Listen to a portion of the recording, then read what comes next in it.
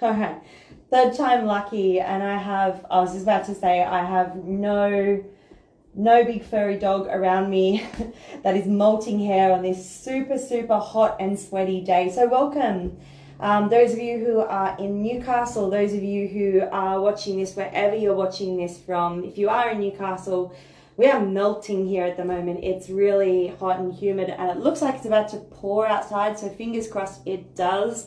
But this is not a video about the weather. This is a video about why we can't poop. Now, I was just taking my fur baby Lily out for a bit of a stroll. And I don't know if you've noticed, has anyone, if you've got a fur baby, just put a yes in the comments, because this may or may not resonate with you, or you may be like, oh shit, yeah, my dog does that too. So when I get home and I take her for a walk, almost immediately, or like one street down, she poops, right? Every single time. She doesn't do it in the house. She waits until I get home, and then when we're out walking, she has a big poo. And this reminded me of, you know, I do a lot of work, of course, and especially lately, of just helping myself. Also, this is a constant job on myself, but bring to awareness for others when our bodies are knocked out of safety. So our nervous system is everything, and our digestion is everything. Now, with Lily, sort of, you know, going for that walk and relaxing, feeling happy because she's got me at home now, her body and her nervous system is like, cool, I feel relaxed. My digestive system can now do the thing it needs to do, right? Now, during the day, obviously, or when I wasn't here, maybe she might have been fretting a little bit, as dogs do. They wonder where you are. So maybe her nervous system didn't particularly feel that safe or comfortable until I got home, so she can then go to the bathroom. Now, we as humans, we're pretty much the same. If we don't feel safe in our nervous system, so if we are going through our days and we are in a chronic state, and I say chronic, of fight, flight, or our spinal sympathetic nervous system, then we're not going to be able to poop either, because our body is thinking that it needs to, of course, fight or flee from the so-called threat.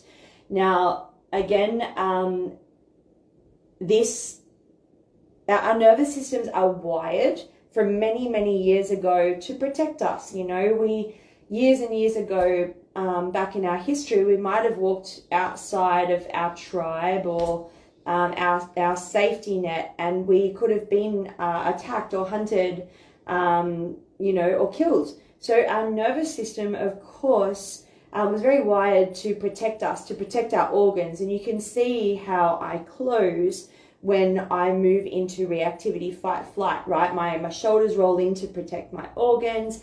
If you watch an animal do this, of course, they tuck their tailbone under because they're protecting, of course, their bits and pieces, right? So this is a very wired response when we don't feel safe, which is definitely needed and necessary. But for many of us in the world we're living in, this chronic state of fight, flight is actually just continually shutting off and down our digestive system. So we're keeping ourselves in an unregulated state, which means we don't feel safe. And this actually shows in our body, right? This is, of course, the first step of the Be Here method that I talk about in my book, Watch Your Language, because our body tells us where we're sitting in our nervous system, right? And for one, I spent nearly 3 decades either living here in tension. I had really big trap muscles. They were massive, from how much stress I put myself under, and also constant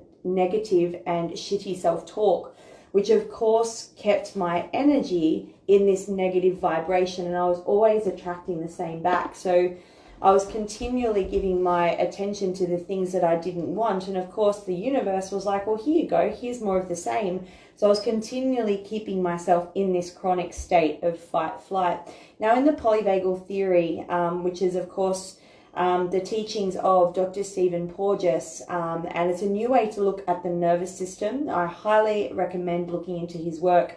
It allows us to see our nervous system, and especially our vagus nerve, as two particular branches. So in the old model of the nervous system, we knew it as just parasympathetic and sympathetic, right? Fight, flight, freeze, and rest and digest. If we look at freeze, it is a completely different state than fight, flight. And I just want to touch on this for a moment. Our freeze state, right, looks like this. Shoulders rolled in, chin to chest. It is a depressive state. It can be linked in with things such as eating disorders, self-harm, depressive states, chronic fatigue, fibromyalgia, big, heavy autoimmune diseases, really big gut health issues that absolutely annihilate us. So a lot of these bigger mental health things that go on, the state that it looks like in our bodies is like this. Now, you can see that this is completely different to fight, flight, right? Fight, flight is mobilized with fear. Our freeze state is immobilized with fear.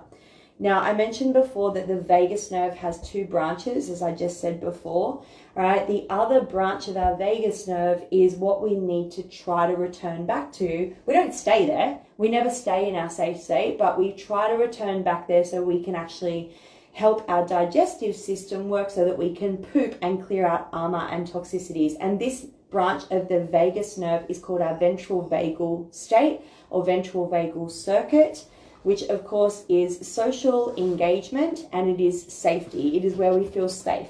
As I mentioned with Lily going out for a walk before, she then feels safe with me. She's outdoors.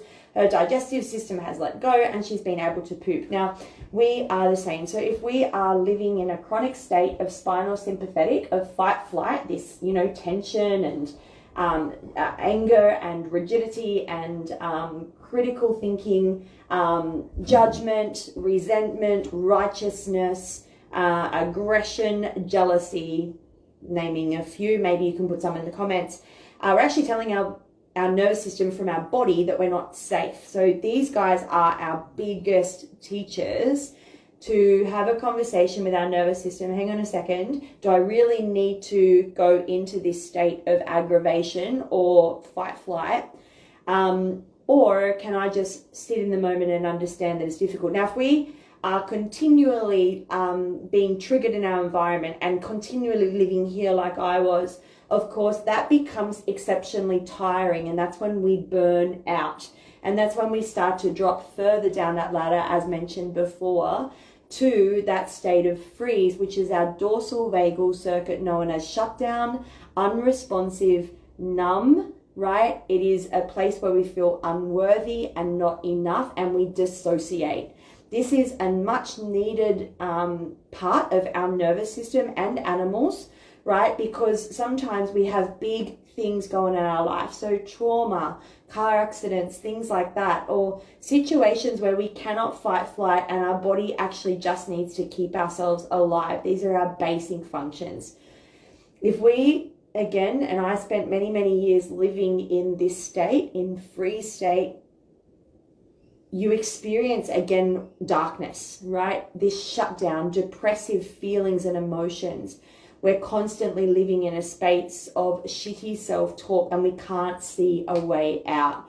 Your body is just functioning. The muscles go really weak and flaccid because the body is just trying to use as much energy as possible to stay alive. It's just basic needs. So it's just heart and lungs. The heart rate goes down, the blood pressure goes down, the breath is really, really, really shallow. It is so different from fight, flight. Again, mobilization with fear. I hope you can see the difference there.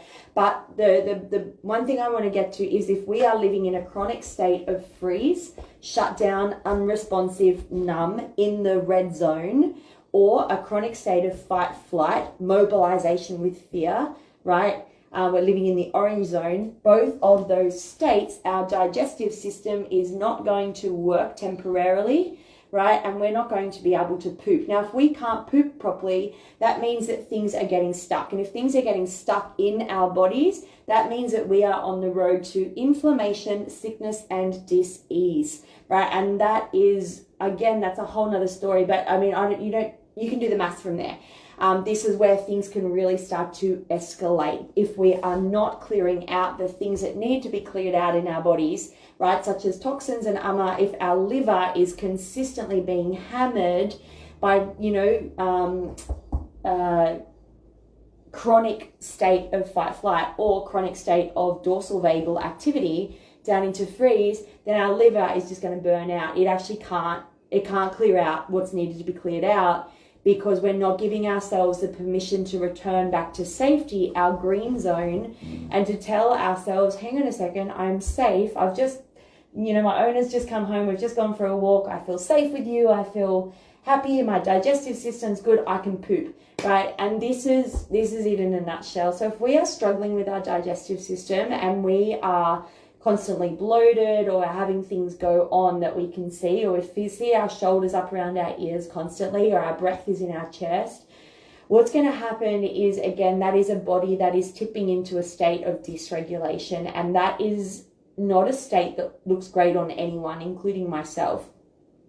When we can choose to use our breath to return ourselves back to the safe zone whenever we feel triggered in our environment, we then send a very clear message from our body to our nervous system and our brain that it's okay, I don't need to shut this down, I can still stay open in the discomfort, therefore my body can still flow and do the things it needs to do so that I don't start to make myself unwell. So again, a lot of these bigger things that can happen, autoimmune gut disorders, fibromyalgia, and like mental health stuff, like what I went through, eating disorders, COPD, endometriosis, there are self-harm things that can come from the depressive states and beyond, right? All come from a nervous system that has been too long in a state of malfunction and dysregulation.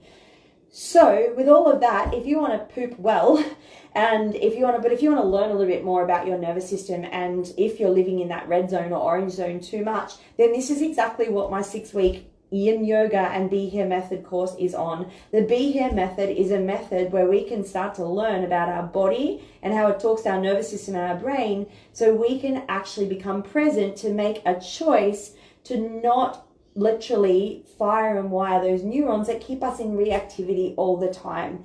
I'm a really simple human, and it's a really simple course. Anyone can do it, and it's all online, and you can watch it back whenever you like. If you are in Newcastle, you can join me for the live practices of Yin. The reason I do Yin with this course is because Yin talks to our nervous system to bring it into a state of relaxation, and when we're relaxed and open and present, guess what? We can learn. We actually can't take on new information if we're living in a state of fight, flight, or down into freeze. And I remember I spent, even through my teenage years trying to get through exams because I was in such a chronic state of dorsal vagal activity. I felt so stupid because no information was going in. I couldn't learn to save my life because I was so focused on the negative thoughts and the shitty self-talk that was keeping me stuck in this state of dorsal vagal activity. So if you want to get out of the red zone, if you want to get out of that orange zone, if you want to return back to your green zone in a place of safety where your body can finally heal, then click on the link below. There's only 2 spots left. And as I said, it's all online. You can watch it back whenever you like. You don't even have to participate in the group if you don't want to, but I highly encourage it because that's when we move through our stuff. It starts on February 7th with me sharing the tools from the Be Here method from my book and how I helped regulate my own body so that I could actually heal from the inside out, which of course then helped my self-talk and of course started to bring in way better energy. And when we are in much a regulated state, most of the time, we see more gratitude, we see more love. We can look outside and have gratitude for the tiles on our roof because we've got a roof over our head, and that's just freaking amazing. We see all these things when we are open. If a body is closed and shut down and reactive, we cannot receive or give love. It is that simple. So link will be in the comments. If you have any questions, shout out. If any of this resonated, give me a big yes in the comments. It's always nice to share with you all. I appreciate your support. And as I said, jump on those 2 spaces left if any of this resonated with you. Take care. Have a beautiful night, everyone. And do your best to tune in right now. What is your body telling you about your nervous system? And how are your shoulders? How is your heart space? How is your face? And what do we need to do to bring it back to a state of kindness? Kindness generates gratitude. Yeah? Kindness generates gratitude. So if we have self-compassion and kindness for ourselves, you are going to be able to see more gratitude, which means your nervous system is in a state of regulation. Biggest love, everyone. Remember to watch your language.